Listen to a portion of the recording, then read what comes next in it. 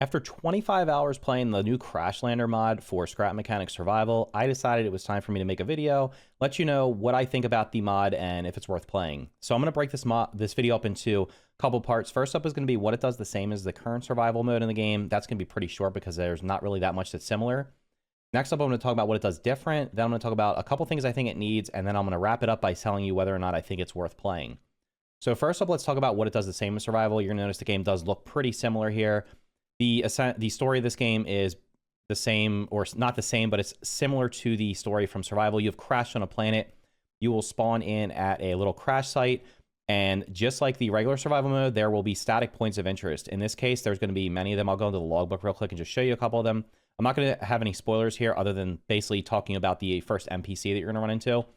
And you're going to start at that crash site, and then you're going to do some quests, and then you're going to eventually come over here to Bill. He's the NPC you're going to be talking to. You could consider Bill to be similar to the trader that's in the current version of Scrap Mechanic Survival, where you can talk to him and trade with him. However, Bill's going to do some different things, which we'll talk about in just a second. A couple other things it does similar. You're going to notice that there's going to be some things that are spawned around the world that look familiar, such as corn. There's also going to be the walks that are going to be out in the world.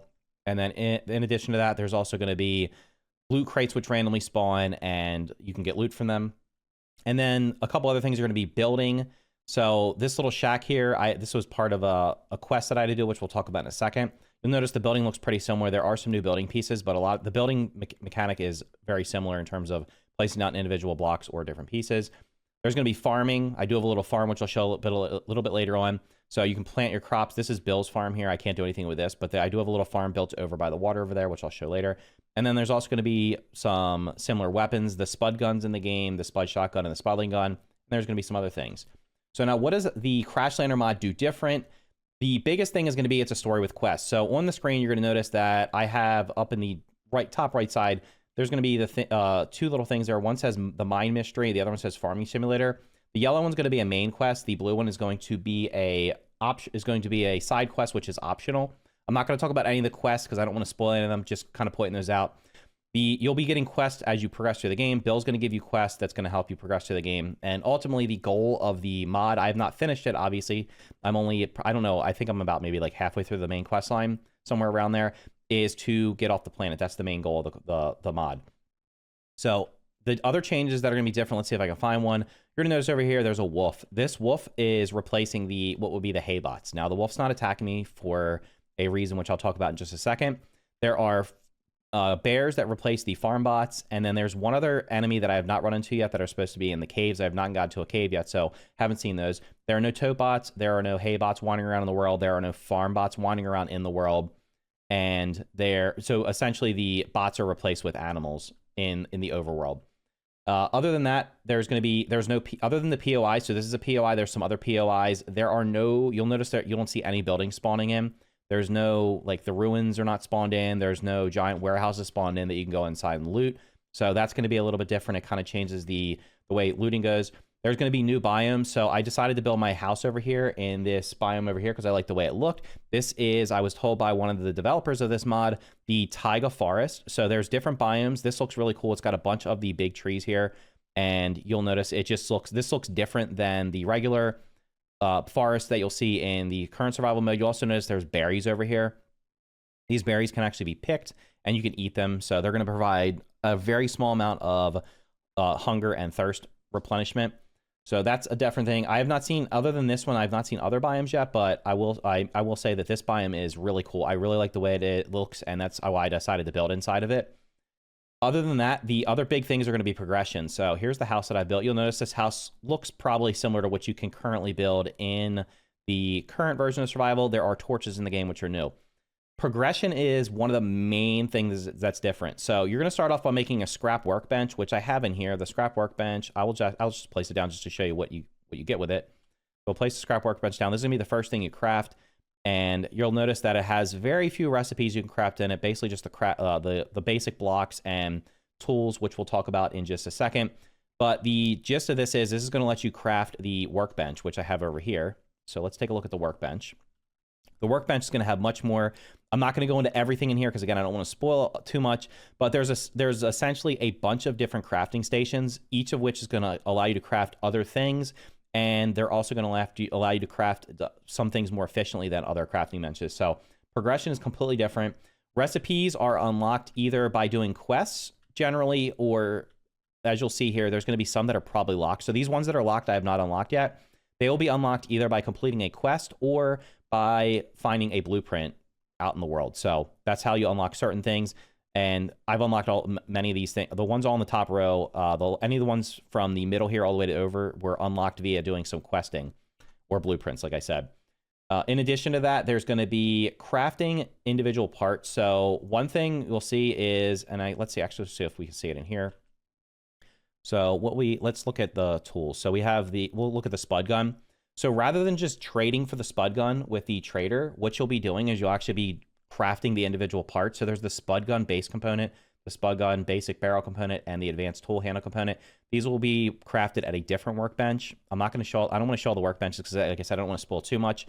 But that's one major change. Rather than just trading for it, you're going to be crafting individual pieces.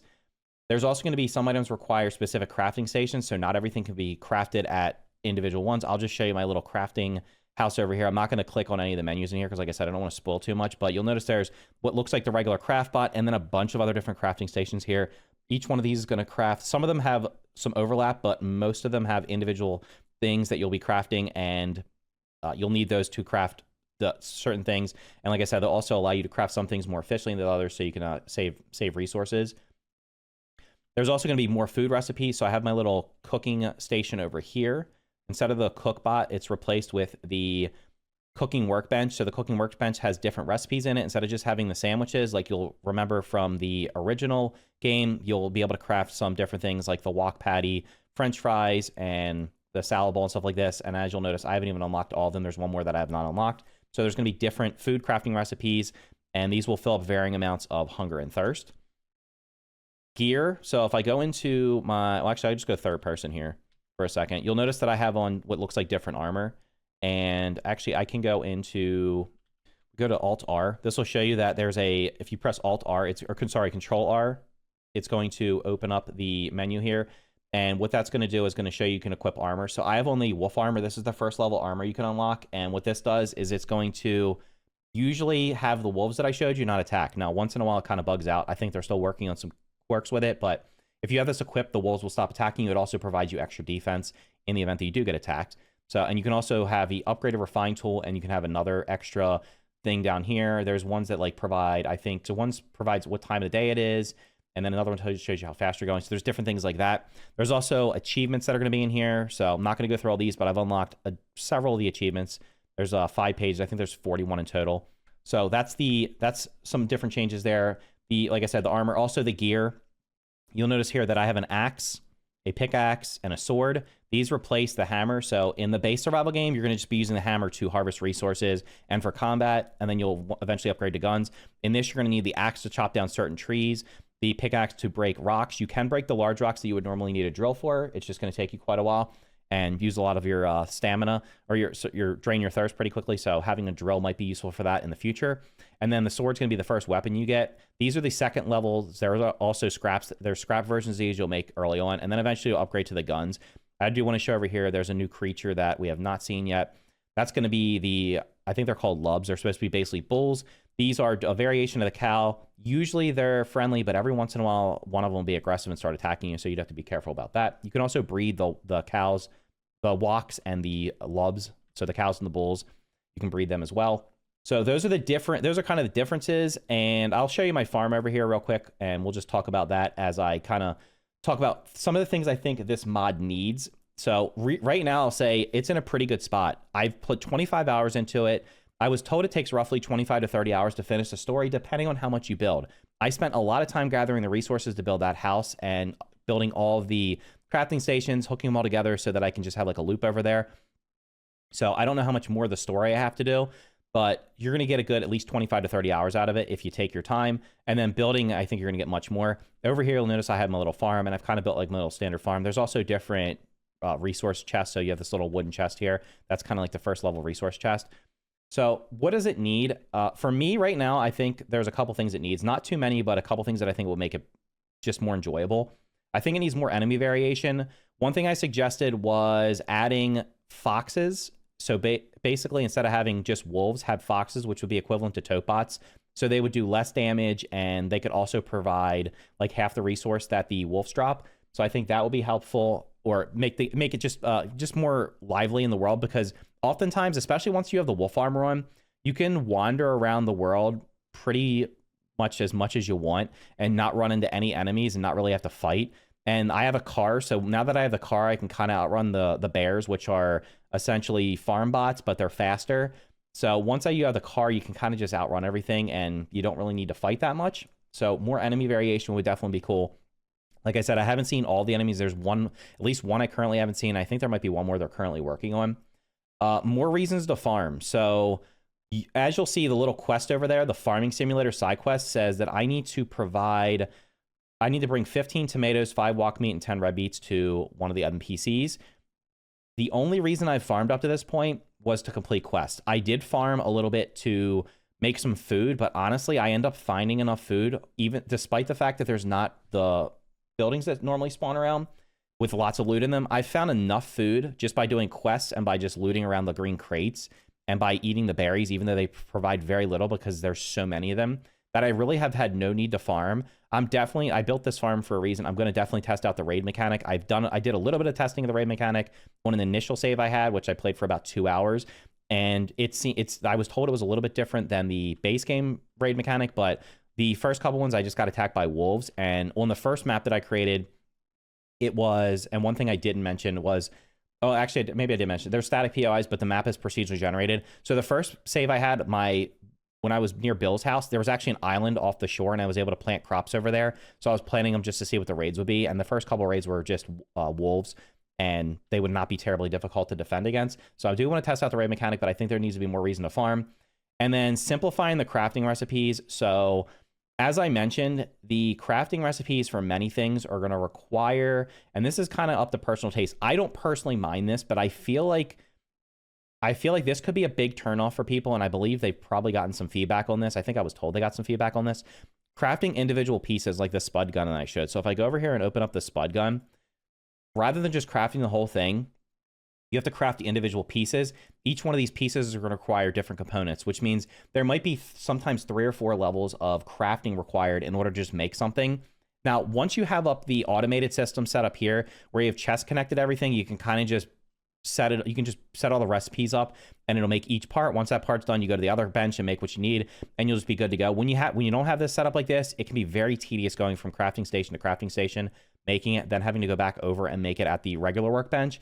So I think that might need to be tweaked, and a suggestion I would have for that would be to, instead of just having crafting like individual pieces, so as an example, when we open up here, instead of crafting this spud gun base component, I think what might be interesting would be to add a research workbench. And the research workbench, once you've unlocked each of these pieces, you can then just craft this and not have to craft the individual components. So I think that would be an interesting way of progressing. Many other survival games have that, and it works out pretty well, where you're like, in this game, you're unlocking things via questing or blueprints. Perhaps the individual parts for the things that you don't unlock via those other systems could be unlocked via a research station. So overall, I guess the final question is going to be, is it worth playing? And there's going to be a little bit of caveat to this. If you're looking for a true survival experience, this is going to offer you far, far, far more than the current base survival mode. Now, I'll have to reevaluate that when the 1.0 version of the survival mode releases sometime in 2024, according to the developers.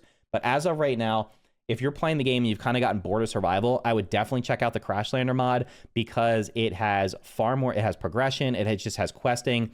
It's got far more in it, and it feels like more of a survival experience than the base game. They're also regularly updating it, so you can join their Discord, where I'll leave a link for their Discord in the description down below if you're interested in checking that out, where you can see the updates. You can basically leave feedback. I streamed this the other day, and the first time I streamed this, some of the developers actually showed up to the stream and were asking questions, taking feedback, and just asking my opinion on things, which was awesome. So they're definitely listening to feedback, which is cool. Now, the other question is, for those of you that think that what you've seen so far might be a bit too grindy, or you're not like interested in a super grindy game, what I would say is maybe wait and see what they do with some changes in the future. Crafting those individual pieces, like I showed before, can be tedious, and honestly, for the first couple hours, it wasn't that bad. And even now that I have everything set up, once I've had everything automated, it hasn't been that bad. But there was a period where I was like, man, I really am getting tired of having to craft each one of these individual pieces.